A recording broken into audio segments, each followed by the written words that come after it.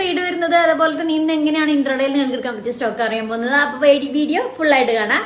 അപ്പോൾ ഇന്നലെ നമുക്ക് ഒരുപാട് കമന്റ് കിട്ടിയിരുന്നു. അതിൽ കുറെ പേർക്ക് കമന്റ് റിപ്ലൈ കിട്ടിയില്ല. കാരണം കുറെ ആക്സസ് ചെയ്യാൻ എനിക്ക് പറ്റുന്നില്ല. അപ്പൊ റിപ്ലൈ കിട്ടാത്തവരുണ്ടെങ്കിൽ വേഗം തന്നെ DM ചെയ്യുക. അപ്പോൾ ഇൻട്രാഡേ സ്റ്റോക്ക് കിട്ടാൻ വേണ്ടിയിട്ട് വേഗം തന്നെ കമന്റ് ബോക്സിൽ യെസ് എന്ന് കമന്റ് ചെയ്യുക. പിന്നെ നിങ്ങളുടെ ഫ്രണ്ടിന് മെൻഷൻ ചെയ്യാൻ മറക്കണ്ട.